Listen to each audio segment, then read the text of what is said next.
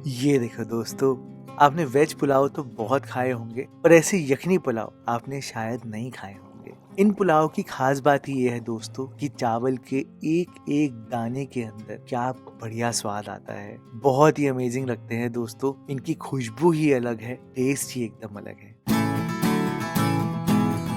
Hello दोस्तों, मैं हूँ Bharat. Welcome to my cooking blog. तो फिर देर किस बात की, चलो फिर शुरू करते हैं। अब देखो दोस्तों, इस रेसिपी को मैं स्टेप वाइज में डिवाइड कर देता हूँ ताकि आपके लिए बनाने में बहुत आसानी हो।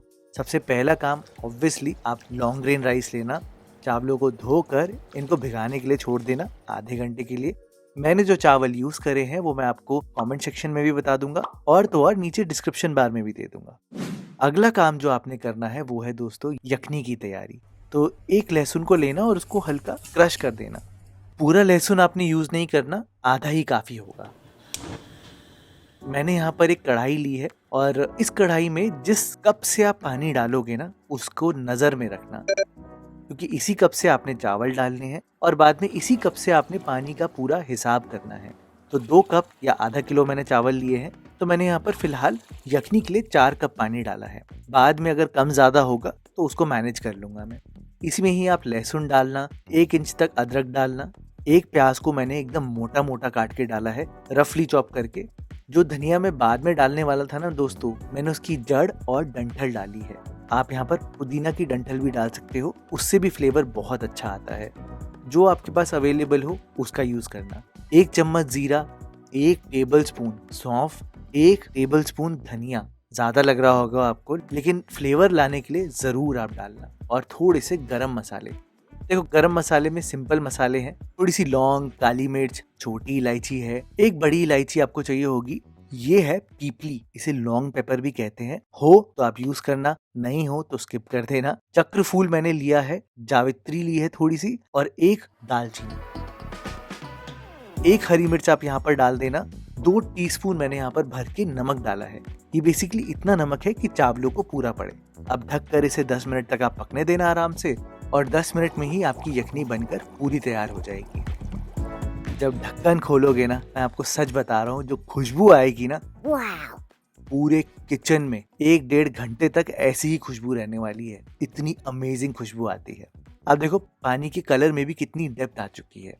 आप इसे छान कर रख देना और आपकी यखनी बनके तो पूरी तैयार है। देखो, मैं यहाँ पर टाइम वेस्ट बिल्कुल भी नहीं करता। सिंपल लॉजिक है, जब तक यखनी पक रही थी सारी सब्जियों की मैंने कटिंग चॉपिंग रेडी करके रखी है। 1 गाजर मैंने ली है, आधी गोभी, आधा कप मटर, 3-4 बीन्स, 1 टमाटर आपको चाहिए होगा और 1 आलू। सिंपल है दोस्तों। चाहो तो और सब्जियां भी ले सकते हो, चाहो तो कम भी कर सकते हो। अब ये स्टेप आप ध्यान से सुनना, मैंने क्या किया है। मैंने एक छोटी कढ़ाई ली है। छोटी कढ़ाई की एक बढ़िया एडवांटेज होती है, अभी आपको बाद में वीडियो में दिखाऊंगा, तभी समझ में आएगा। फिलहाल आप कढ़ाई में तेल डालना और एक प्याज को एकदम फाइनली स्लाइस करके उसके ब्राउन अनियंस बना लेना। ये देखो, बिल्कुल ऐसा कलर आना चाहिए, बिरिस्ता बनना चाहिए, ताकि पुलाव में इनकी हल्की स्वीटनेस आए। इसी तेल में आप यहाँ पर अब पनीर को फ्राई कर लेना। 200 ग्राम पनीर मैंने यूज किया है और बहुत बड़े पीसेस में नहीं काटा है। इसे ज्यादा ब्राउन बिल्कुल मत करना दोस्तों, हल्का सा ही कलर लेना और फटाफट से निकाल लेना। अब छोटी कढ़ाई की एडवांटेज क्या है? सिंपल एडवांटेज है दोस्तों। अब देखो, आपको ये तेल देखने में बहुत ज्यादा लग रहा है ना। इसी तेल को जब आप पुलाव बनाने वाली कढ़ाई में डालोगे, यानी कि बड़ी कढ़ाई में, तो आप देखो कितना कम तेल है। छोटी कढ़ाई का एडवांटेज यही है दोस्तों कि कम तेल में ही आप सारी कुकिंग कर लेते हो और सारी कुकिंग एकदम इवनली हो जाती है। तो मेरे कहने पे 1 कढ़ाई एक्स्ट्रा निकाल लेना, लेकिन कम तेल में आपका काम हो जाएगा। अब देखना कितनी जल्दी बन जाते हैं पुलाव। बस आपने कुछ बातों का ध्यान देना है।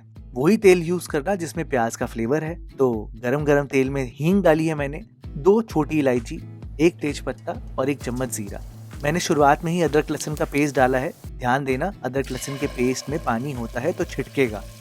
तो फटाफट से यहाँ पर 2 हरी मिर्चों का पेस्ट डाल देना, आलू डाल देना, कुछ सेकंड्स पकाना, ज्यादा देर मत पकाना दोस्तों, क्योंकि इसी टाइम पर आप यहाँ पर बाकी सारी सब्जियां डाल देना। गाजर, बीन्स, गोभी, मटर सब एक साथ डाल देना और आपको सिर्फ 3 मिनट तक पकाना है हाई फ्लेम पर। 3 मिनट के बाद आप यहाँ पर टमाटर डाल देना। और आपको तो पता ही है कि जैसे टमाटर आए हैं वैसे ही आपने नमक डालना है। 1 चम्मच नमक मैंने डाला है सिर्फ सब्जियों के लिए।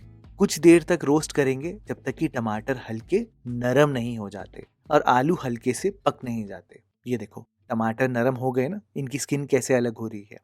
आलू भी आप देखोगे तो लगभग 50% तक पक चुके हैं। तो अब वो जो हमने प्याज तले थे ना दोस्तों, आधे प्याज आप इस स्टेज पर डाल देना ताकि नीचे एक मसाले का बेस बन जाए। जैसे प्याज टमाटर का मसाला होता है ना, बिल्कुल वैसा बेस बन गया। इसके आगे पानी की कैलकुलेशन पे ध्यान देना। तो मैंने जो यखनी बनाई थी 4 कप की बनाई थी, उबल उबल के सिर्फ 2 कप के आसपास रह गई है।